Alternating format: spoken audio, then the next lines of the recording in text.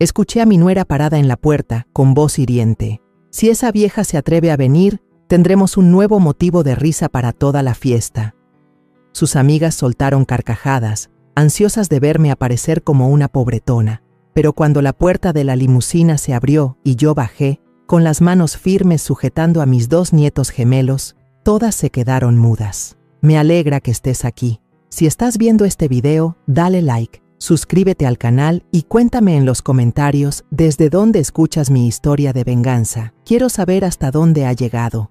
Entré al salón de bodas y el golpeteo de mis viejos zapatos gastados resonó sobre el lujoso piso de mármol. Este hotel se encontraba en el corazón de la Ciudad de México, donde los candelabros brillaban tanto que parecían querer tragarse la oscuridad. El aroma de flores blancas se mezclaba con el amarillo intenso de los ramos de cempasúchil, llenando el aire hasta hacerlo pesado, casi irrespirable. Pero para mí, todo se sentía como una obra de teatro ajena. Yo, Elena Márquez, una mujer de 57 años, madre de Daniel, el difunto esposo de Camila, la novia de hoy, sentía que no pertenecía a este lugar. La música vibrante de un mariachi inundó el espacio. Las melodías de las guitarras y las trompetas se entrelazaban como si quisieran arrastrar a todos a un torbellino de alegría. Los invitados reían, brindaban y se felicitaban, mientras yo permanecía de pie, observando en silencio el ir y venir de la gente. Un mesero, un joven con una camisa blanca impecablemente fajada, se inclinó y me guió hacia una pequeña mesa en un rincón alejado, cerca de la salida. Eché un vistazo.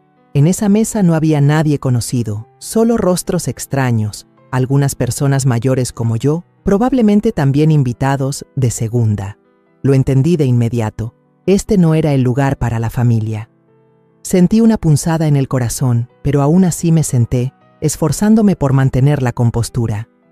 Vi a Camila a lo lejos. Se veía deslumbrante con su vestido de novia blanco impecable, el velo ligero flotando con cada movimiento. A su lado estaba Ricardo, el novio, alto y apuesto en su traje negro. Caminaban juntos, sonriendo como una pintura perfecta. Los aplausos estallaron como un trueno cuando avanzaron por el pasillo central.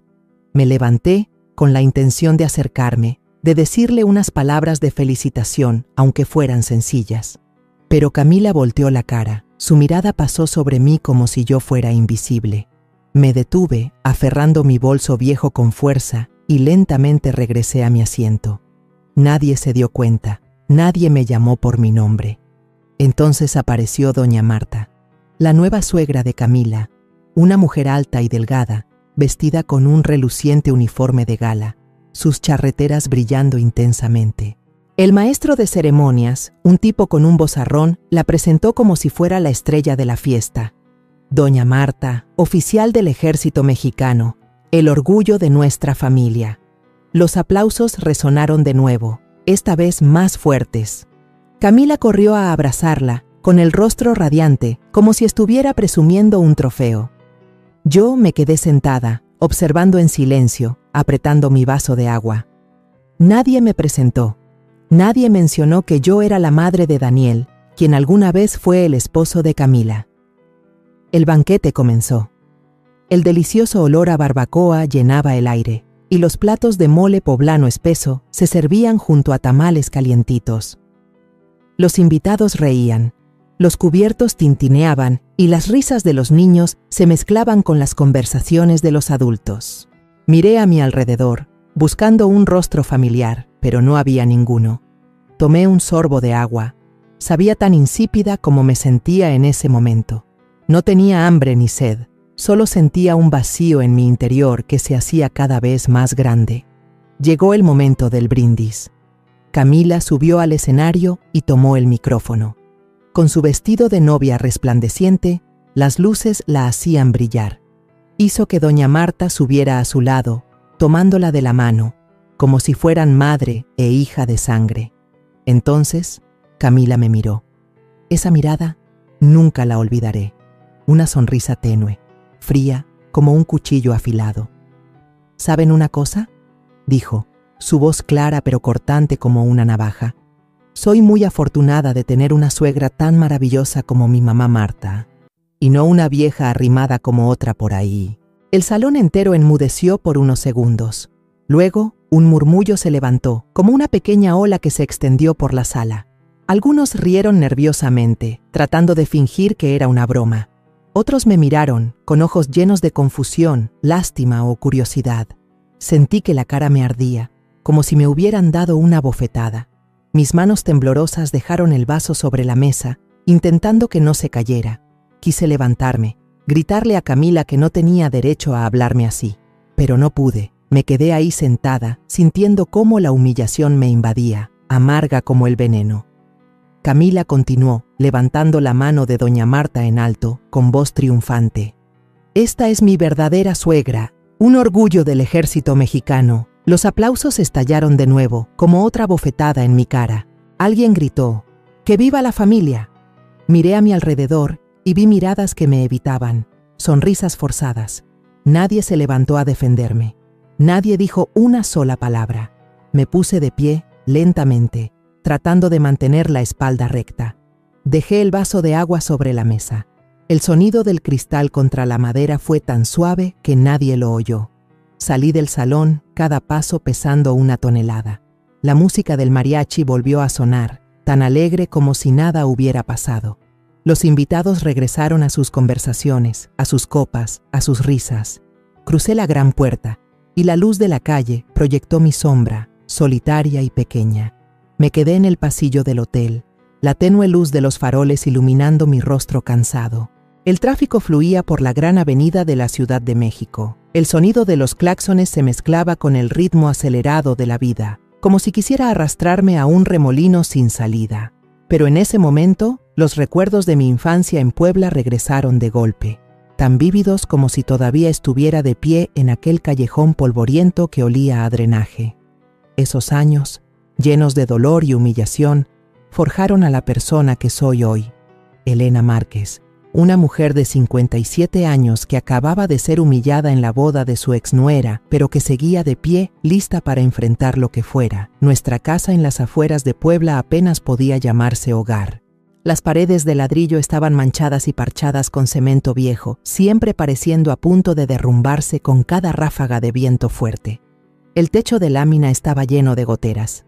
En cada temporada de lluvias, mi madre y yo nos la pasábamos poniendo cubetas para recoger el agua. El sonido de las gotas cayendo, toc, toc, toc, era lo único que lograba opacar los ronquidos de mi padre después de una noche de copas en la cantina de la esquina. Mi padre, un hombre corpulento al que el alcohol le había nublado la vista, solía desaparecer todo el día, dejando a mi madre sola para que se las arreglara. Se sentaba en la cantina, riendo a carcajadas con sus amigos de parranda, con las cartas en la mano como si el mundo entero se redujera a esa apuesta. Una vez, pasé a escondidas y lo oí golpear la mesa gritando, «¡Apuesto todo! A eso venimos los hombres. Si se pierde, se vuelve a empezar». Pero él nunca volvió a empezar nada para su familia. Mi madre, una mujer delgadita con los ojos siempre enrojecidos, trabajaba de sol a sol en el mercado. Acarreaba agua y lavaba platos para las fonditas, sus manos ásperas y agrietadas de tanto estar en el agua. Por la noche, llegaba oliendo a grasa, pero aún así se sentaba bajo la luz de un quinqué a remendar mi ropa rota. «Elena, tienes que estudiar», susurraba, su voz cansada pero firme. «No termines como yo, agachando la cabeza toda la vida». Yo asentía, pero por dentro sentía una profunda tristeza. Mi madre nunca se quejaba, pero yo sabía que le dolía. Le dolía a mi padre, le dolía la pobreza, le dolía no poder darme una infancia completa. Desde los 8 años, tuve que ayudar a mi madre. Acarreaba cubetas de agua pesadísimas desde el pozo, con las manos adoloridas y los hombros chuecos por el peso. A veces, servía platos de sopa hirviendo a los clientes de la fonda, con el sudor corriéndome por la cara. Una vez, la dueña, una señora gorda y bajita con una voz chillona, me gritó, «¡Muévete, chamaca lenta! Con esa flojera nadie te va a querer dar trabajo». Me mordí el labio, me tragué las lágrimas y seguí sirviendo. Pero lo que más dolía eran los murmullos de los vecinos. ¿La hija de esos? ¿Para qué estudia? De grande nomás se va a casar, tener hijos y seguir igual de amolada. Yo escuchaba, con el corazón hecho pedazos, pero solo agachaba la cabeza y seguía limpiando mesas y recogiendo platos. Una vez, de camino a casa, los niños del barrio me detuvieron y me arrebataron el pan que mi mamá me había dado para el almuerzo. Se rieron a carcajadas, mientras yo me quedaba allí, con el estómago vacío, y solo pude darme la vuelta, fingiendo que no me importaba. Las noches en que mi padre llegaba borracho eran las peores. El sonido de platos rompiéndose, la voz de mi madre suplicándole que parara y sus gritos que retumbaban como truenos. «¿Dónde está el dinero? Dame el dinero», gritaba, mientras mi madre me abrazaba y me susurraba: «Calladita, Elena, no digas nada». Me acurrucaba contra ella, sintiendo el débil calor de su cuerpo, pero mi corazón temblaba de miedo. Una vez, rompió la única mesa de madera que teníamos y se fue tambaleándose. Mi madre se dejó caer al suelo, llorando con la cara entre las manos, mientras yo recogía en silencio los pedazos, tratando de que no viera mis lágrimas. Apenas tenía 10 años, pero ya entendía que tenía que ser fuerte, porque si no, las dos nos hundiríamos. Hubo días en que tuve que faltar a la escuela para trabajar. Una vez, mi madre se enfermó gravemente y no podía levantarse de la cama, así que tuve que ir a vender tamales al mercado. Estuve parada bajo el sol, con la voz ronca de tanto gritar, pero apenas vendí unos pocos. El dinero apenas alcanzó para las medicinas de mi mamá. Yo no comí en todo el día. Otro día, caminé a la escuela con los zapatos rotos, el agua de la lluvia empapándome los pies hasta los huesos. El camino de tierra era un lodazal. Me resbalé y mis cuadernos salieron volando.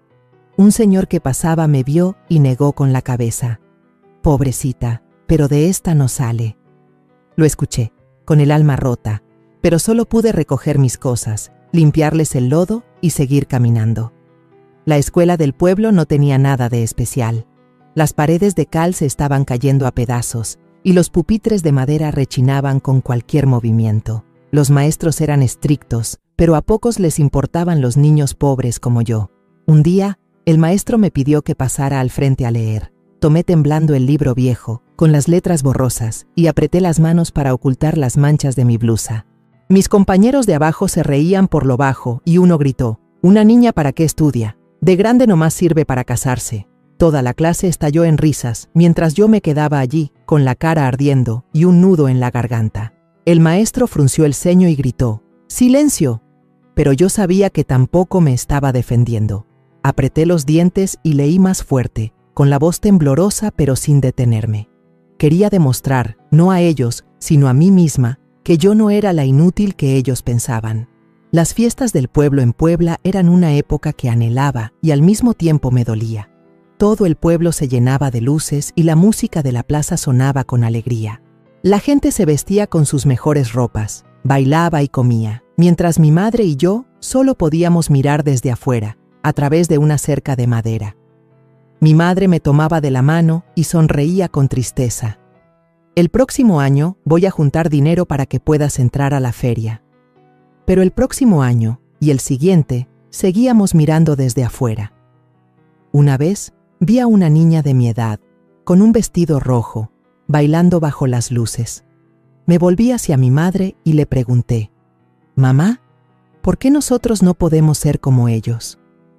Ella se quedó en silencio, solo apretó mi mano con más fuerza. En ese momento, me prometí a mí misma que saldría de ese círculo vicioso. Demostraría que yo valía algo, a pesar de las burlas, a pesar de la pobreza que me perseguía. Todavía recuerdo como si fuera ayer el primer día que puse un pie en el cuartel del ejército mexicano. El portón de hierro, altísimo y pesado, rechinó al abrirse, como si me estuviera desafiando. 2 soldados montaban guardia, firmes, con sus rifles en mano. Sus ojos me recorrieron de arriba abajo. Una muchacha de 19 años, pequeña, delgada, abrazando una mochila vieja que mi madre había remendado con un costal de arroz. «¿Cuánto aguantará esta?», parecían decir sus miradas. Apreté las correas de la mochila y crucé el portón, con el corazón latiéndome con una mezcla de nervios y determinación. Yo, Elena Márquez, había elegido este camino para escapar de la pobreza y el sufrimiento de mi infancia en Puebla, y sabía que si no seguía adelante, me quedaría atrapada para siempre. La oficina de reclutamiento era un cuarto pequeño, con paredes de concreto gris y un olor a humedad mezclado con sudor. El oficial a cargo, un hombre de mediana edad, con un bigote espeso, me miró de pies a cabeza, sonrió con desdén y dijo con sarcasmo: ¿Una mujer? ¿Crees que aguantarás una semana aquí? Mejor vete a tu casa, no pierdas el tiempo. Los otros reclutas en la sala se rieron por lo bajo, algunos incluso silbaron. Me quedé allí, con la cara ardiendo, pero no respondí. Solo me incliné para recibir el montón de uniformes caqui y ásperos de manos de un empleado de intendencia. La ropa olía a sudor ajeno, y las botas de cuero eran tan tiesas y grandes que tuve que rellenarlas con periódico para que me quedaran. «Gracias», dije en voz baja, lo suficientemente alto para que me oyeran, pero por dentro me repetía: «Les voy a demostrar que no soy ninguna débil». El primer entrenamiento fue una carrera de 5 kilómetros a campo traviesa. El sol pegaba con fuerza, el lodo se adhería a mis botas y cada paso se sentía como si arrastrara todo mi cuerpo hacia abajo. Me faltaba el aire, el sudor corría a chorros, empapando mi camisa. Los reclutas hombres corrían adelante. Algunos se volteaban a verme y se burlaban. «Miren, la soldadita, mejor vete a la cocina, ¿aquí qué haces?». Me mordí el labio, tratando de controlar mi respiración, con las manos apretadas en puños. Hubo un momento en que pensé que me iba a desmayar, pero entonces apareció la imagen de mi madre cosiendo bajo la luz del quinqué. «Elena, tienes que ser fuerte», resonaron sus palabras en mi cabeza. Apreté los dientes y seguí corriendo, aunque me dolían los pies y sentía que los pulmones me iban a explotar. La primera noche en el cuartel, me acosté en una litera que rechinaba, con una cobija delgada que no era suficiente para el frío de la noche. Los ronquidos de los otros reclutas se mezclaban con sollozos silenciosos. Algunos extrañaban su casa, otros temían no soportar el entrenamiento. Yo no podía dormir, miraba fijamente el techo manchado. Pensé en Puebla, en los días de hambre, en las burlas de los vecinos. «Estás aquí porque quieres salir de eso», me dije a mí misma. Y aunque estaba tan cansada que me temblaba el cuerpo, me levanté en cuanto sonó la diana a las 4 de la mañana, un sonido estridente que taladraba los oídos. La práctica de tiro fue el siguiente desafío. El fusil Galil pesaba 1 tonelada en mis manos, y cada vez que apretaba el gatillo, el culatazo me sacudía el hombro. Después de la primera ronda, tenía el hombro morado y me dolía tanto que el más mínimo roce era una agonía. El instructor, un tipo altísimo con voz de trueno, me gritó: «Sujétalo con fuerza, Márquez. El rifle no es un juguete». Apreté los dientes, ignorando cómo el cañón caliente me quemaba las manos. «Concéntrate, Elena», me dije, tratando de apuntar al blanco, aunque los ojos se me nublaban por el sudor. Una vez, fallé los 3 disparos, y un recluta a mi lado se rió a carcajadas. «A ver, dámelo, yo le doy por ti». No lo miré, solo apreté el rifle y volví a disparar. El último tiro dio en el centro. El instructor me miró, asintió levemente y no dijo nada. Pero ese gesto, para mí, fue una victoria. El ejercicio de arrastrarse bajo el alambre de púas fue una pesadilla. Tenía las rodillas raspadas, la sangre manchando mis pantalones. La cara llena de tierra, el sudor me entraba en los ojos y me ardía. «Más rápido, Márquez. Si quieres sobrevivir en el campo de batalla, muévete», gritaba el instructor, golpeando el alambre con la mano. Apreté los dientes y seguí arrastrándome, aunque las púas me rasgaban las mangas y la tierra se me pegaba al pelo. Cuando por fin logré pasar, me quedé tirada en el suelo, jadeando, con el corazón latiéndome a 1000 por hora. Una compañera de escuadrón, María, me ayudó a levantarme y me susurró: «Échale ganas, Elena, tú puedes». Asentí, sintiendo un poco de calor en el pecho. María fue la primera persona en el cuartel que no me miró como si yo sobrara. Las clases teóricas eran igual de sofocantes. El salón era un horno, el ventilador de techo rechinaba sin lograr refrescar el aire. Yo me sentaba en un rincón, tomando notas de cada palabra, aunque la tinta de la pluma se corría a menudo por el sudor de mis manos. El oficial que daba la clase, un hombre mayor, hablaba de tácticas, de la historia del ejército, de la lealtad a la patria. Yo escuchaba, y una sensación extraña crecía en mí, como si estuviera encontrando un propósito más grande que yo misma. Aquí es donde perteneces, me decía, y a pesar del cansancio, me esforzaba por aprenderme cada detalle, cada orden. Una vez, me castigaron solo porque mi cobija no estaba doblada perfectamente.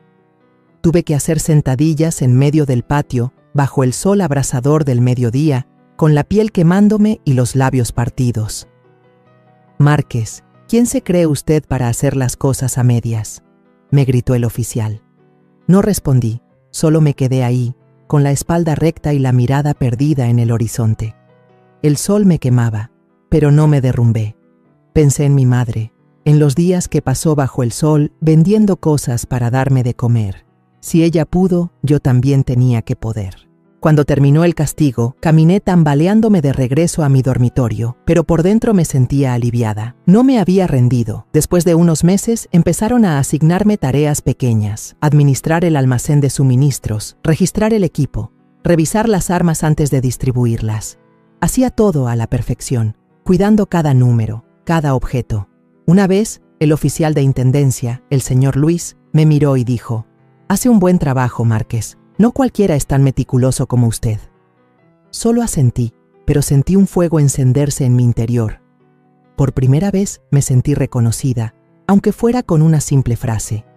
El día de la independencia, participé con mi pelotón en el desfile del Zócalo.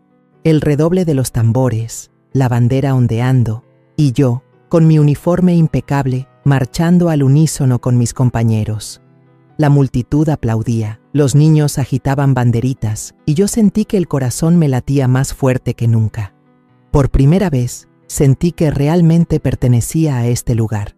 Ya no era la niña pobre de Puebla, sino una soldado, parte de algo mucho más grande. Los años pasaron y fui ascendiendo, de soldado raso a subteniente, luego a teniente. Las ceremonias de ascenso no tenían flores ni fanfarrias, solo el apretón de manos firme de mi comandante y la mirada de mis compañeros, que ahora me veían con un poco de respeto. No presumía, no le contaba a nadie más que a mi madre. Cuando volvía a casa, les decía a los vecinos que era maestra, una tapadera para evitar preguntas curiosas, para proteger a mi familia de las miradas indiscretas. No estaba lista para que me llamaran la general. Para mí, lo importante no era el título, sino haber demostrado que, a pesar de todas las burlas, yo podía mantenerme en pie. Los años en el ejército me dieron fuerza, pero también me enseñaron que la familia es donde el corazón realmente pertenece. Cuando nació Daniel, mi único hijo, puse en él todas mis esperanzas. Quería que creciera en un mundo diferente, lejos de la pobreza de Puebla, lejos de los días de agachar la cabeza y aguantar, como mi madre y yo lo habíamos hecho. Crié a Daniel con disciplina, se levantaba temprano, tendía su cama impecablemente, siempre era respetuoso con los mayores. Era un niño bueno, estudioso, y siempre sonreía con dulzura cuando me llamaba mamá. Pero a veces, al ver sus ojos nobles, me preocupaba. Era demasiado bueno, perdonaba con demasiada facilidad, y yo temía que esa debilidad lo hiciera sufrir en esta vida tan dura. El día que Daniel trajo a Camila a casa, sentí que algo no estaba bien. Entró muy maquillada, con un vestido corto y llamativo, y una mirada fría y desafiante. Intenté ser amable. Preparé una cena especial. Tamales envueltos en hoja de plátano, un plato de mole poblano aromático y una jarra de agua fresca de limón. Pero durante toda la cena, Camila apenas me miró. Picoteaba la comida mientras enviaba mensajes por el celular, y luego se levantó, dejando el plato a medio comer. «Ya me llené, gracias», dijo. Daniel solo sonrió nerviosamente, mirándome como si quisiera disculparse, pero no se atrevió a decirle nada a su mujer. Yo me quedé sentada, viendo el plato intacto de Camila, con el corazón encogido. «Mamá, es que está ocupada», me dijo Daniel en voz baja. Asentí, tragándome la molestia, diciéndome que quizás yo era demasiado estricta. Su boda fue apresurada, solo unos meses después de conocerla. La barriga de Camila ya se notaba y escuché los murmullos de los parientes. «Boda de escopeta, así son los jóvenes de ahora». Me senté en un rincón de la pequeña iglesia en Puebla, viendo a Daniel tomar la mano de Camila, con los ojos llenos de amor. No dije nada, solo recé en silencio para que mi hijo fuera feliz. Pero cuando Camila pasó a mi lado el día que llegó a vivir a mi casa, se detuvo, me miró a los ojos y dijo: «Yo no necesito que nadie me diga cómo vivir, tengo mi propia vida». Su voz era fría, como si yo fuera una extraña en mi propia casa. Daniel, a su lado, solo agachó la cabeza y susurró: «Mamá, no seas tan dura, ella es joven». Suspiré y elegí callar. No quería poner a mi hijo en una situación difícil, pero en mi corazón sabía que Camila nunca me vería como parte de su familia. Cuando nacieron los gemelos, Sofía y Mateo, pensé que las cosas cambiarían. Miré a esos dos bebés, tan pequeños, acurrucados en mis brazos, y mi corazón se derritió. Daniel amaba a sus hijos y consentía a Camila en todo, pero ella me despreciaba cada vez más. A menudo me dejaba a Sofía y a Mateo para que los cuidara, y luego desaparecía todo el día para irse de fiesta o al salón de belleza. Recuerdo una vez que tuve que llevar a los niños a vacunar. Mateo lloró a gritos con el piquete y Sofía me apretó la mano, con sus ojitos muy abiertos por el miedo. Los abracé, los consolé, mientras Camila estaba en el salón de uñas, riendo a carcajadas por teléfono. «Ahí se los encargo, estoy muy ocupada», me decía por el altavoz cada vez que la llamaba. No la culpaba, solo hacía todo en silencio, desde llevar a los niños al kinder hasta prepararles la comida. Pero cada vez que miraba a Sofía y a Mateo, veía los ojos de Daniel, nobles, inocentes, y sentía una punzada de dolor. Entonces, la tragedia golpeó. Una noche de lluvia torrencial, oscura como boca de lobo, las calles de Puebla estaban resbaladizas. Daniel conducía de regreso de una fiesta con Camila. Yo estaba en casa, acababa de dormir a Mateo cuando sonó el teléfono. La voz de un extraño, fría, me informó que el coche de Daniel había perdido el control y se había estrellado contra un árbol. «No sobrevivió», dijo el hombre. Dejé caer el teléfono con las manos temblando, como si el mundo entero se me viniera encima. No recuerdo cómo llegué al hospital, solo sé que al llegar, vi a Camila sentada en el pasillo, con el pelo empapado, pero con el rostro impasible. Daniel yacía allí, en una cama de hospital, su cuerpo inmóvil, y yo solo pude abrazar a mi hijo y llorar hasta que no me quedaron lágrimas. El funeral de Daniel fue bajo una lluvia incesante. Me paré junto al ataúd, abrazando a Sofía y a Mateo, quienes lloraban desconsoladamente, llamando a su papá en vano. Camila se sentó en un rincón, sin llorar, sin hablar, solo con la mirada perdida. Quise gritarle, preguntarle por qué estaba tan tranquila, pero me contuve. No quería que los niños vieran a su abuela y a su madre peleando junto al cuerpo de su padre. Unos días después, Camila vino a buscarme inesperadamente. Se sentó y con una voz suave que rara vez usaba, dijo: «Mamá, me quedaré a cuidarla. Juntas criaremos a Sofía y a Mateo». La miré a los ojos, tratando de encontrar un poco de sinceridad. Mi corazón se ablandó, aunque solo fuera un poco. «Está bien, Camila», le dije, «somos una familia». Esperaba, de verdad esperaba, que la muerte de Daniel la hiciera cambiar. Al principio, cumplió su palabra. Camila me preguntaba cómo estaba, íbamos juntas al mercado, e incluso bromeaba cuando escogíamos fruta en el puesto. Una vez, me compró un rebozo y me dijo: «Pruébeselo, mamá, le queda muy bien». Sonreí, pensando que tal vez estaba tratando de arreglar las cosas. Pero esa esperanza no duró mucho. A los pocos meses, conoció a Ricardo, un hombre rico que manejaba un coche de lujo y siempre vestía trajes caros. Cambió de la noche a la mañana. Volvió a dejarme, a Sofía y a Mateo todo el día, mientras ella se iba de viaje y a fiestas elegantes. Había noches en que me quedaba esperándola, con los niños despiertos, con los ojos rojos, preguntando: «Abue, ¿dónde está mi mamá?». Yo solo podía abrazarlos y decirles que mamá estaba ocupada, pero mi corazón se partía en dos. La puerta seguía cerrada, y Camila nunca daba explicaciones. Después de la muerte de Daniel, mi vida giraba únicamente en torno a Sofía y Mateo. Esos dos niños eran la única luz en mis días oscuros. cuando el dolor por la pérdida de mi hijo todavía se sentía como una daga clavada en mi corazón. Cada mañana los llevaba al kinder, con Mateo en un brazo y la pequeña mochila de Sofía en el otro. Las calles de Puebla estaban polvorientas y el ruido de los coches era ensordecedor, pero el parloteo de los niños llamándome Abue, Elena, aligeraba mi alma. A Sofía le encantaba tomarme de la mano y contarme cosas de su maestra, mientras que Mateo señalaba los pajaritos en los árboles y se reía a carcajadas.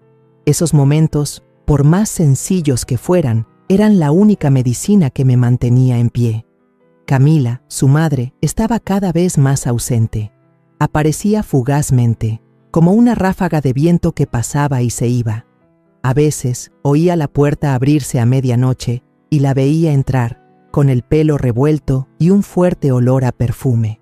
Se cambiaba de ropa, se rociaba un poco más de perfume de un frasquito elegante y se iba de nuevo, sin siquiera mirar a los niños que dormían en su cuarto. «Ahí se los encargo», decía de pasada, sin mirarme. Yo solo asentía, con un sabor amargo en la boca.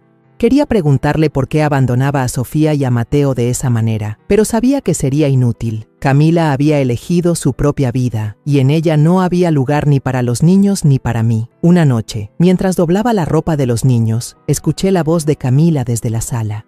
Hablaba por teléfono, riendo con coquetería, con una voz dulce como si le estuviera haciendo cariños a alguien. Intenté ignorarla, pero lo que dijo me dejó helada. «Tú eres el primer hombre al que he amado de verdad», dijo, con la voz llena de emoción. «¿Y mi matrimonio anterior? Fue porque esa vieja de mi suegra me obligó».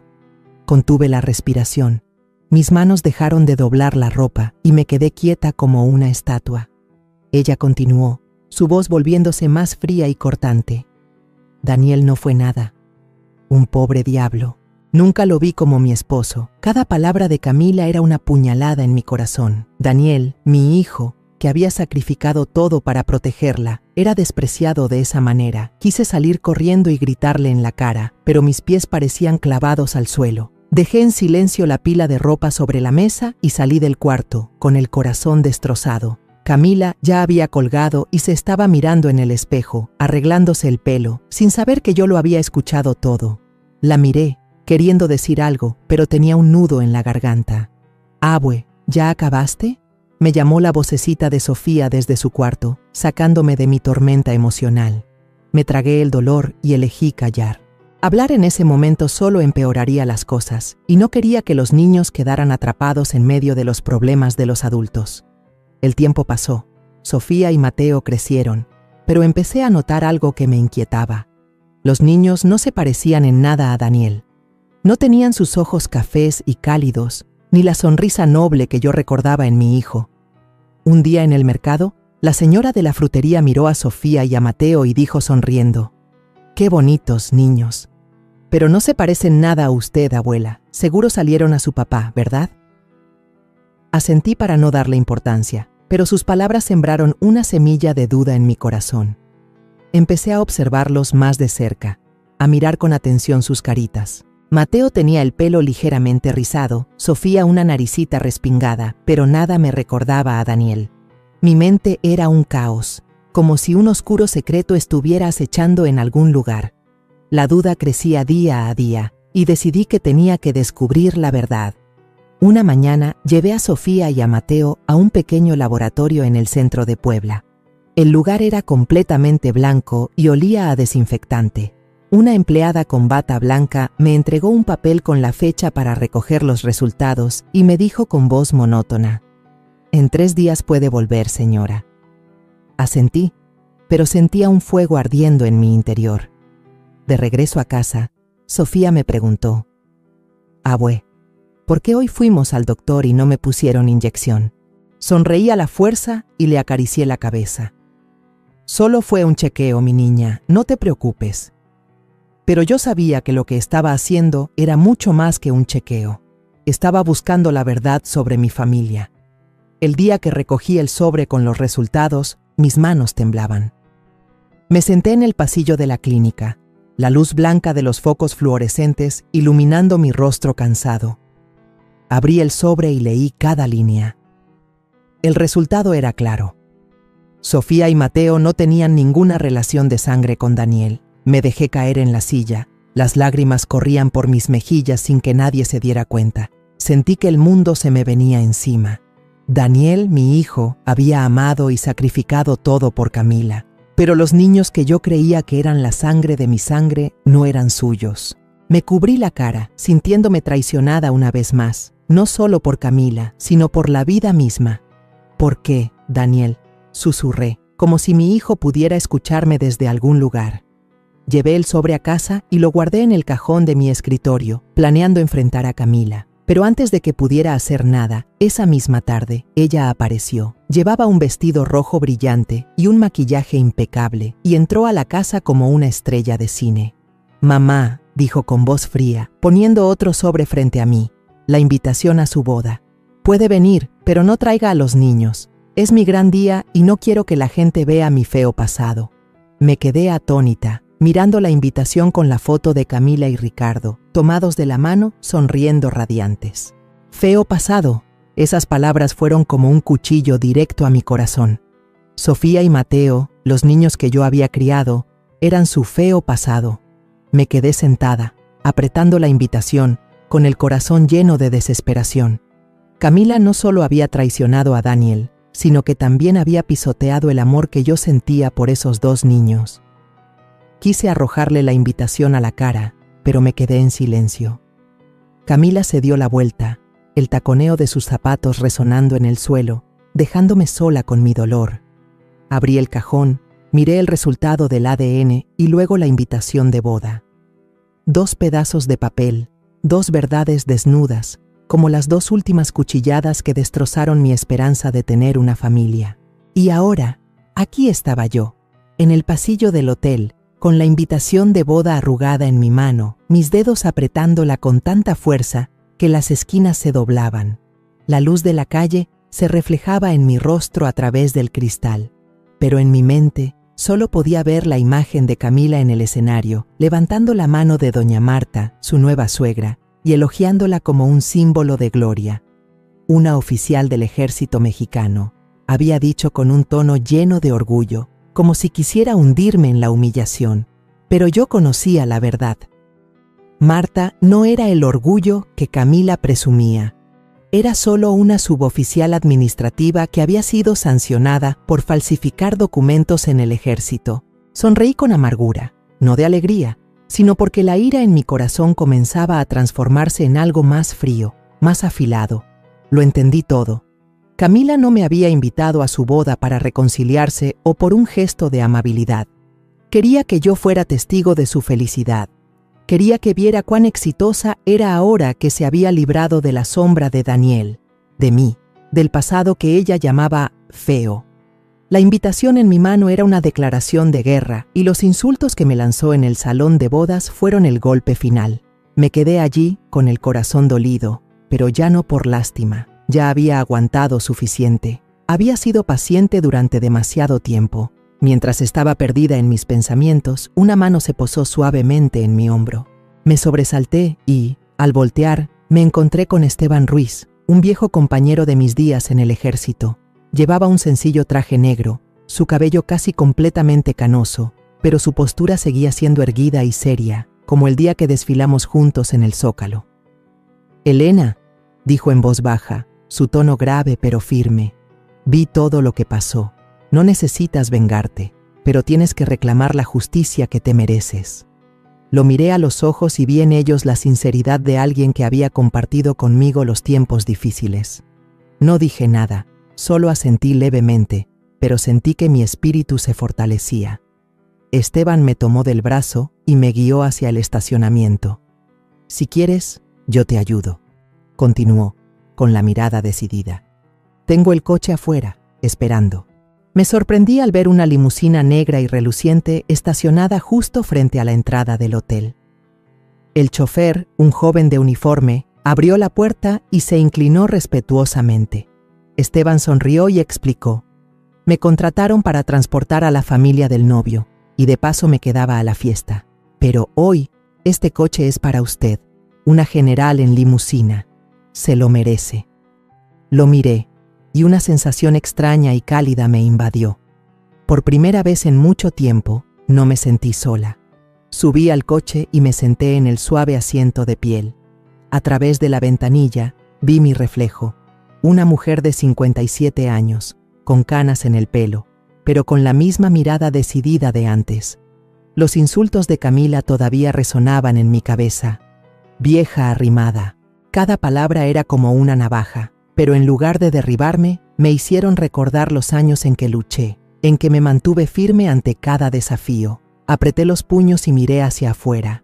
La Ciudad de México brillaba con sus luces. El tráfico era incesante y la música de los bares se escuchaba a lo lejos, pero dentro del coche solo reinaba el silencio entre Esteban y yo. De camino a casa, Esteban rompió el silencio, su voz grave resonando en el coche. Elena, usted sacrificó su vida por este país. Nadie tiene derecho a humillarla de esa manera. Asentí, todavía en silencio, pero por dentro sabía que tenía razón. Había dedicado mi juventud al ejército. Había superado días que la gente pensaba que una mujer como yo no podría soportar. No solo era la madre de Daniel, no solo era la abuela de Sofía y Mateo. Yo era Elena Márquez, una soldado, una general, y no iba a permitir que Camila ni nadie más pisoteara mi honor. Al llegar a casa, Esteban esperó afuera, su figura erguida como la de un guardaespaldas. Entré a mi cuarto, abrí el armario y saqué mi uniforme de general. Estaba perfectamente planchado, las insignias de mis hombros brillaban con medallas y mis botas de cuero relucían como un espejo. Me vestí lentamente, abotonando cada botón, cada movimiento como si fuera un juramento. El uniforme pesaba, pero no me cansaba. Al contrario, me hacía sentir más fuerte que nunca. Me miré en el espejo y vi a una Elena diferente. Ya no era la madre ni la abuela sumisa, sino una soldado lista para enfrentar a su enemigo. ¡Abue!, gritó la vocecita de Sofía desde la puerta. Me volví y vi a los dos pequeños, Sofía y Mateo, parados allí, con los ojos muy abiertos por la sorpresa. «¿Te ves bien bonita?», exclamó Mateo, corriendo a abrazar mis piernas. Sofía levantó la vista y señaló las medallas en mi pecho. «Abue, ¿qué es eso? Pareces una superheroína». Me reí y me agaché para acariciarles la cabeza. «Son las medallas de la abuela, por trabajar muy duro», les dije con ternura. Pero por dentro sabía que esas medallas no eran solo premios. Eran el testimonio de los años que luché, no solo por mi país, sino por mí misma. Tomé a Sofía y a Mateo de la mano y los saqué de la casa. Esteban seguía allí. Abrió la puerta de la limusina y saludó con solemnidad. «¿Lista, mi general?». Lo miré y asentí, sin la menor duda. «Lista», respondí con firmeza. Subí al coche, con los niños a mi lado, aferrados a mi mano. La limusina se deslizó por la calle, en dirección al salón de bodas, el lugar donde todo se decidiría. Iba sentada en la limusina, con los nervios a flor de piel, mis manos aferradas a las de Sofía y Mateo. El uniforme de general me ceñía el cuerpo, pesado, pero también era una fuente de fuerza que me recordaba quién era yo. Sofía se movía inquieta en el asiento, mirándome con sus grandes ojos redondos. «Abue, ¿a dónde vamos vestida tan bonita?». Mateo, por su parte, me apretaba un dedo y susurraba: «Pareces una superheroína». Les sonreí y les acaricié la cabeza, pero por dentro, la tormenta de emociones seguía rugiendo. Fui una soldado fuerte y ahora regresaba al salón de bodas, el lugar donde me humillaron, no para vengarme, sino para reclamar mi honor, el de Daniel y el de estos dos niños. Esteban, mi viejo compañero, conducía con la misma firmeza de nuestros días en el cuartel. La limusina se deslizaba por las calles de una Ciudad de México iluminada por la noche. Los letreros de neón parpadeaban, y la gente iba y venía como un río incesante. La música de los bares se mezclaba con el sonido de los claxones y las risas. Esteban me miró por el retrovisor y dijo con voz grave: «Elena, ¿estás segura de que quiere hacer esto ahora mismo? Todavía está a tiempo de pensarlo mejor». Asentí levemente, sin apartar la vista de la ventanilla. «Estoy segura, Esteban», respondí sin dudar. «No puedo dejar que piensen que siempre agacharé la cabeza». El coche se detuvo frente a una vieja sastrería en una esquina, el mismo lugar donde había mandado a arreglar este uniforme hacía muchos años. La dueña, una anciana de pelo canoso, me reconoció en cuanto entré. «Elena Márquez», exclamó con los ojos brillantes. «¿Cuánto tiempo sin verla? Creí que ya se había retirado». Le sonreí y le entregué el uniforme. «Por favor, ajústeme el faldón, pláncheme bien las charreteras y colóqueme estas medallas en su lugar». Ella asintió y tomó el uniforme con un respeto que me conmovió, como si entendiera que me preparaba para una batalla. Mientras esperaba, Sofía y Mateo correteaban por la pequeña sastrería, jugando con unos botones de uniformes viejos que colgaban de la pared. Sofía tomó un botón brillante y lo levantó. «Abue, ¿esto es una medalla?» Me reí y la acerqué a mí. «No, mi niña, pero luego te enseñaré las de verdad». La dueña miró a los niños y sonrió. «Estos pequeños se parecen a su abuela. Se les ve lo valiente en los ojos. Seguro serán tan fuertes como usted». Sus palabras me reconfortaron, pero también me recordaron mi responsabilidad. Sofía y Mateo no eran solo mis nietos. Eran la razón por la que tenía que levantarme y demostrar que nuestra familia no podía ser pisoteada. Cuando la sastra me devolvió el uniforme, parecía nuevo. Las charreteras estaban impecables y las medallas brillaban bajo la luz. Regresé al coche y me miré en el pequeño espejo que Esteban me ofreció. Llevaba el pelo recogido en un moño impecable, la guerrera perfectamente abotonada y las botas de cuero pulidas. Vi una versión diferente de mí misma. Ya no era la maestra jubilada y silenciosa, ni la madre que soportaba humillaciones. Era la general Elena Márquez, y estaba lista para enfrentar lo que fuera. Esteban me miró por el espejo y asintió levemente. «Se ve como el primer día que la conocí en el cuartel. Nadie podrá detenerla hoy». Sonreí, sintiéndome un poco más tranquila. Con un amigo como Esteban a mi lado, sabía que no estaba sola. De camino al salón, Esteban me contó rápidamente lo que estaba pasando adentro. Camila, tal como lo había imaginado, seguía en medio del salón, presumiendo ante sus parientes que su nueva suegra, doña Marta, era el orgullo de la familia. Brindaba, sonreía radiante y contaba hazañas exageradas de Marta, mientras los invitados la aclamaban. «Cree que ya ganó», dijo Esteban con sarcasmo, «pero no sabe quién es usted». No respondí, solo apreté las manos de Sofía y Mateo. Las palabras de Camila ya no me dolían, solo fortalecían mi determinación.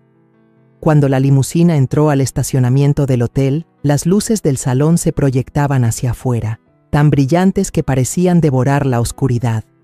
El guardia de la entrada, un joven, me vio con el uniforme, se cuadró de inmediato y saludó militarmente. Asentí sin decir nada, pero sentí una emoción recorrer mi cuerpo. Algunos invitados que fumaban afuera se quedaron boquiabiertos y se volvieron para mirarme. «¿Quién es?», susurró uno. «¿Quién es esa señora?», preguntó otro, asombrado. Los murmullos comenzaron a extenderse y supe que, en pocos minutos, todo el salón tendría que enfrentar la verdad. Abrí la puerta del coche y pisé el brillante suelo de baldosas. Sofía y Mateo, aferrados a mis manos, caminaron a mi lado, con sus miradas inocentes pero llenas de confianza. Esteban nos seguía, con el rostro serio, como un escolta protegiendo a su comandante. A lo lejos, escuché la música animada del mariachi y las risas de los invitados, pero sabía que, en unos instantes, todo quedaría en silencio. Respiré hondo y apreté las manos de los niños. Empujé la gran puerta del salón de bodas. El leve chirrido de las bisagras fue suficiente para sacudir el ambiente. La luz de los candelabros cayó sobre mí, iluminando mi uniforme de general y haciendo que las medallas en mis hombros brillaran como estrellas. Entré al salón, no como una madre humillada ni como una maestra jubilada, sino como una general que había pasado su vida luchando por el honor y la justicia. Sofía y Mateo, agarrados de mi mano, daban pasitos sobre el piso de mármol, mirando todo con asombro. Apreté sus manitas, sintiendo su calor, un recordatorio de que estaba haciendo esto por ellos, por Daniel y por mí misma. De inmediato, todas las miradas se clavaron en mí. La música del mariachi, que sonaba alegremente, perdió el ritmo. El guitarrón se detuvo a media nota y luego se apagó por completo. Las risas, el tintineo de los cubiertos, las conversaciones animadas, todo se desvaneció, dejando un silencio denso y pesado. Escuché murmullos. ¿Quién es ella? ¿Quién es esa señora? Alguien más susurró. Un uniforme. ¿Es una general? ¿Qué hace aquí? Caminé lentamente, con la espalda recta y la barbilla en alto, cada paso resonando en mi interior como el golpe de un tambor. No miré a nadie, solo me enfoqué en el frente, donde estaba Camila. Camila se dio la vuelta, su vestido de novia girando con ella. Sus ojos se abrieron de par en par, y la copa de vino que sostenía se quedó suspendida en el aire, a punto de caer. Su rostro palideció, y su sonrisa de confianza se convirtió en una mueca forzada.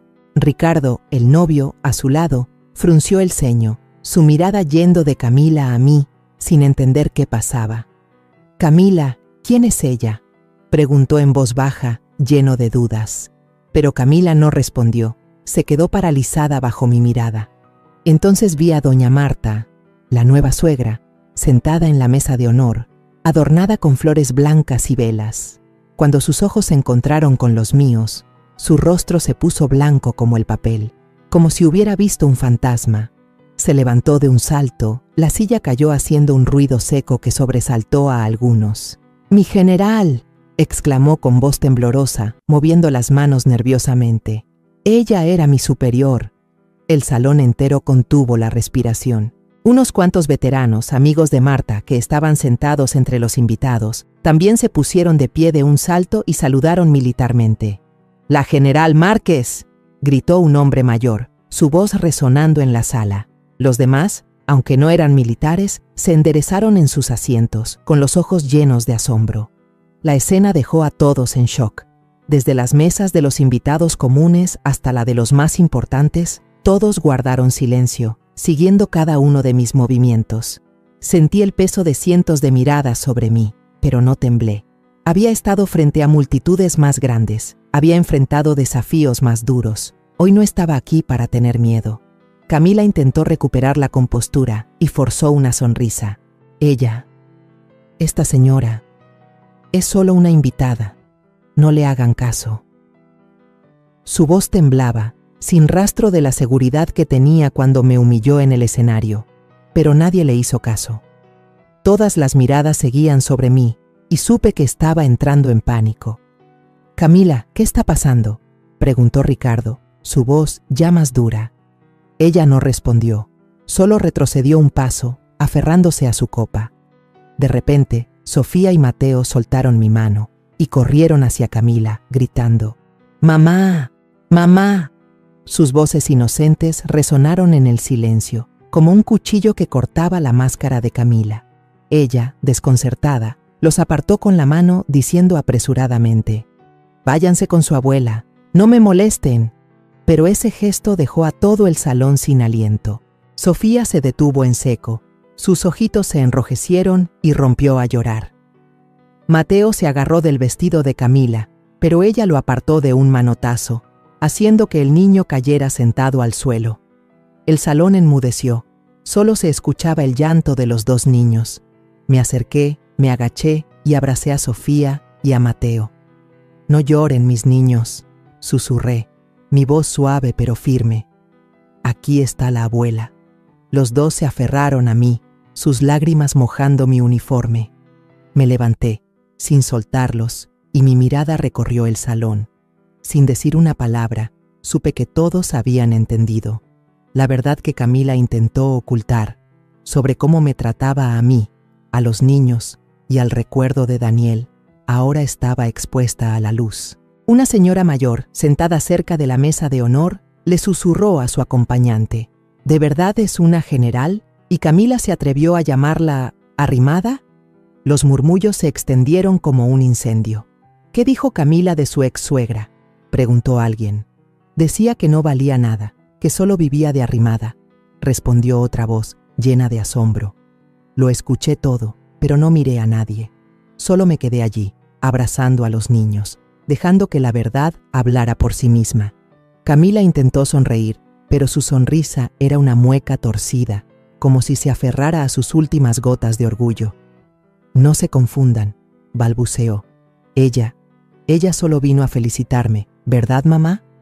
Me miró, con los ojos suplicantes, pero no respondí.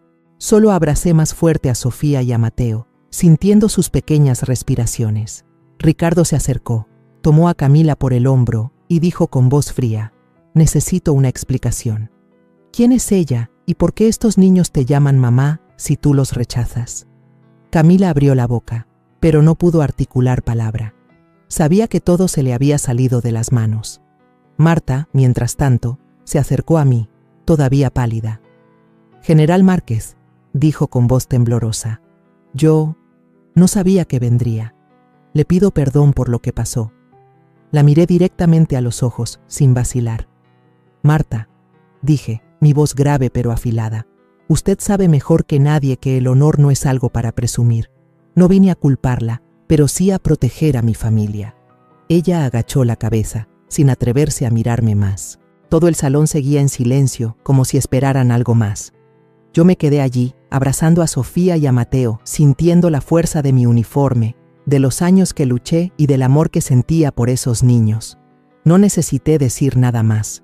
Mi presencia, junto a los dos pequeños, fue suficiente para enmudecer a todos. Supe que, a partir de ese momento, nadie en esa sala podría negar la verdad sobre mí, sobre Daniel y sobre todo lo que Camila había intentado destruir.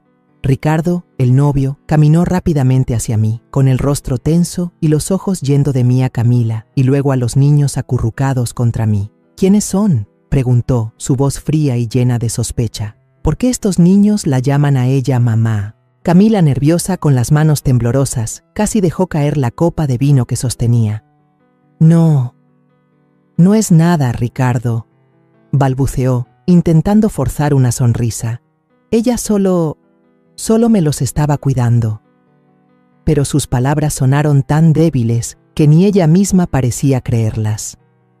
Una mujer sentada cerca de la mesa principal, probablemente pariente de Ricardo, le susurró a la persona a su lado: «Pero si los niños le gritaron mamá delante de todos, ¿qué está pasando aquí?». El murmullo se extendió como un reguero de pólvora. Sentí las miradas de cientos de personas, desde los invitados más lejanos hasta los conocidos de Camila. Todos esperaban, curiosos, y yo sabía que era el momento de que la verdad saliera a la luz. Cargué a Mateo, dejando que apoyara su cabeza en mi hombro, y me dirigí a Ricardo, con voz tranquila pero firme. «Soy Elena Márquez, madre de Daniel, el difunto esposo de Camila. He criado a estos niños desde que nacieron, pero no son hijos de Daniel. Tengo los papeles que lo demuestran». El salón contuvo el aliento. Saqué el sobre con los resultados del ADN del bolsillo de mi uniforme y lo puse con fuerza sobre la mesa frente a Ricardo. El sonido del papel contra la madera resonó en el silencio, como una sentencia. Los invitados se levantaron, se arremolinaron para ver, y los murmullos estallaron. «Dios santo, no puede ser». Ricardo abrió el sobre, sus manos temblando ligeramente. Mientras leía las palabras en el papel, su rostro cambió de la confusión a la ira. Levantó la vista, miró a Camila y dijo, arrastrando cada palabra: «¿Me ocultaste esto? ¿Te atreviste a ocultarme que los niños no son de tu ex esposo?». Camila retrocedió, intentando una sonrisa torcida. «Ricardo, yo solo no quería que el pasado nos molestara. Te amo de verdad, tienes que creerme». Pero su voz se quebró, como si supiera que su excusa era inútil. Di un paso al frente, sin apartar la vista de Camila. La furia hervía dentro de mí, pero mantuve mi voz calmada y afilada como una navaja. «Camila, no solo se lo ocultaste a Ricardo, me humillaste, me llamaste arrimada frente a cientos de personas, manchaste el nombre de Daniel, el hombre que dio su vida para protegerte, y abandonaste a Sofía y a Mateo, dejándome criarlos mientras tú te ibas con hombres ricos». El salón quedó en silencio, solo mi voz resonaba, clara y sin titubeos. Algunos conocidos de Camila se miraban boquiabiertos y susurraban. Entonces era cierto. Lo había oído, pero no lo creí. Sofía, que seguía a mi lado, rompió a llorar, y su vocecita infantil resonó en la tensión del ambiente. «Mamá, ¿por qué me empujaste delante de todos?». Sus palabras inocentes fueron como la puñalada final, dejando a todos atónitos. Mateo, en mis brazos, también susurró: «¿Ya no me quieres, mami?». Las voces de los niños hicieron el aire aún más pesado. Un invitado mayor negó con la cabeza y murmuró: ¿Cómo puede una madre tratar así a sus propios hijos? Ricardo agarró a Camila por los hombros, con la mirada fría como el acero. Habla, Camila. ¿Cómo explicas todo esto? Camila abrió la boca, pero solo salieron balbuceos incoherentes. Ricardo, tú tienes que entender. Yo solo quería que fuéramos felices, suplicó, pero Ricardo la soltó y retrocedió. La boda se cancela, dijo con una voz definitiva, aquí y ahora. El salón entero se quedó petrificado. Camila se quedó sola en el centro, su vestido de novia ahora manchado por la humillación. Se desplomó en una silla, con el rostro pálido, cubriéndose la cara, sin atreverse a mirar a nadie. Me agaché para abrazar a Sofía y a Mateo, apretándolos contra mí como si quisiera protegerlos de todo el dolor del mundo.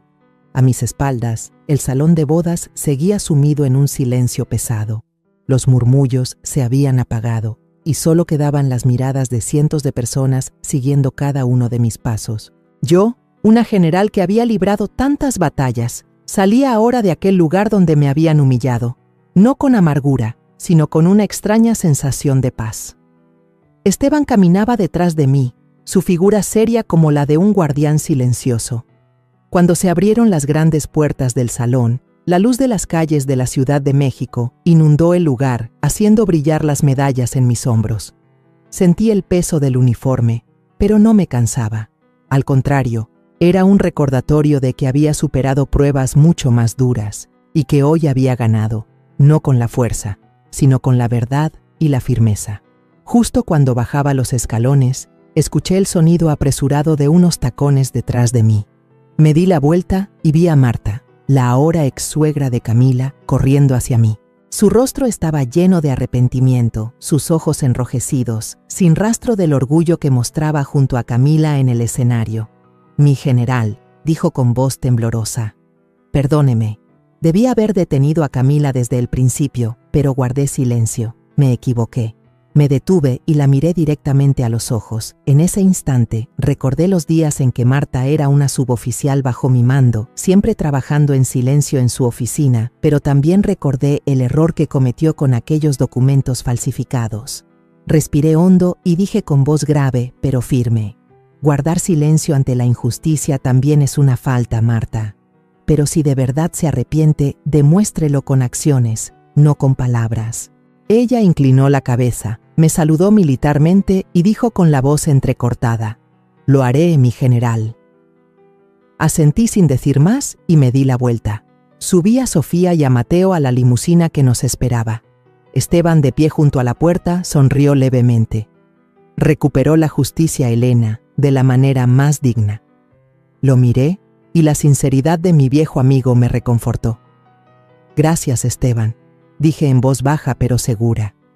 «Sin usted, quizás no habría tenido el valor de hacer esto». Él negó con la cabeza y sonrió. «Usted siempre ha tenido valor, Elena». Yo solo se lo recordé. Subí al coche, los niños se acurrucaron a mi lado y la limusina se deslizó por la calle, dejando atrás el salón de bodas, donde Camila ahora enfrentaba la verdad que tanto había intentado ocultar. Meses después, asistí a una ceremonia de condecoración en el Zócalo de la Ciudad de México. La plaza estaba adornada con banderas, el lábaro patrio ondeaba al viento y la banda de guerra tocaba marchas solemnes.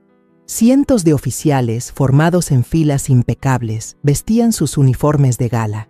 Yo estaba en el presidium, como general, entregando medallas a los soldados más destacados. Cada medalla que colocaba en sus pechos era un recordatorio de los días en que luché, en que derramé sudor y sangre para proteger a mi país. Marta estaba entre los condecorados ese día. Cuando subió al estrado, noté un cambio en su mirada. Ya no había arrogancia ni miedo, sino un respeto sincero. Tomó el micrófono y con la voz temblorosa pero firme, dijo: «Estoy profundamente agradecida con la general Elena Márquez. Ella no solo es un orgullo para el ejército, sino para todo el país. Me enseñó que el honor no es algo para presumir, sino algo por lo que se vive y se defiende». Todo el auditorio se puso de pie y un aplauso estruendoso resonó en la plaza. Me acerqué, le di una palmada en el hombro y asentí. Bien hecho, Marta, siga sirviendo a la patria con todo su empeño, le dije en voz baja, y en ese momento vi en sus ojos la redención. Al terminar la ceremonia, regresé a casa, sintiéndome tan ligera como si me hubiera quitado un gran peso de encima. Apenas abrí el portón, Sofía y Mateo corrieron a abrazar mis piernas. ¡Abue!, gritó Sofía con su voz cristalina. «Eres la mejor del mundo». Mateo se unió con los ojos brillantes. «De grande quiero ser general como tú, para tener un traje bonito y medallas». Me reí y los abracé a los dos. «Ustedes no necesitan ser generales», les dije, acariciándoles la cabeza. «Solo necesitan vivir con honestidad y ser fuertes. Con eso basta». Los niños rieron a carcajadas y me arrastraron adentro, peleándose por contarme lo que habían hecho en la escuela. Me senté en el sillón, observando a Sofía y a Mateo jugar, y una calidez inmensa llenó mi corazón. Había perdido a Daniel, mi único hijo, y los años que siguieron fueron una cadena de dolor, humillación y traición. Pero ahora, al mirar a mis dos nietos, supe que nunca había perdido a mi familia. Sofía y Mateo eran mi luz, la razón por la que seguí luchando y la prueba de que el amor puede superar cualquier herida. La justicia había sido restaurada, no solo para mí, sino también para Daniel. Los insultos de Camila, las mentiras que construyó, ahora se habían desvanecido como el humo. Miré por la ventana y vi cómo el sol de la tarde se filtraba entre los árboles, iluminando el pequeño jardín. Mi futuro, y el de Sofía y Mateo, brillaba por delante. Respiré hondo y sonreí. «Vamos a estar bien», susurré, sin saber si se lo decía a los niños o a mí misma. Pero sabía que, a partir de ese momento, nada podría volver a derribarme. La historia que contamos es ficticia, pero está basada en algunos hechos reales. Los nombres y lugares han sido cambiados para proteger la identidad de quienes estuvieron involucrados. No contamos esto para juzgar, sino con la esperanza de que alguien escuche y se detenga a pensar. ¿Cuántas madres están sufriendo en silencio dentro de su propia casa? Siento verdadera curiosidad. Si fueras tú, en mi lugar, ¿qué harías?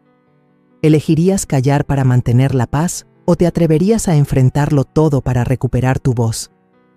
Quiero saber lo que piensas, porque cada historia es una vela que puede iluminar el camino de alguien más. Dios siempre bendice, y yo creo firmemente que el valor nos lleva a días mejores. Mientras tanto, en la pantalla final te dejo 2 de las historias más queridas del canal. Te aseguro que te sorprenderán. Gracias por haberte quedado hasta aquí.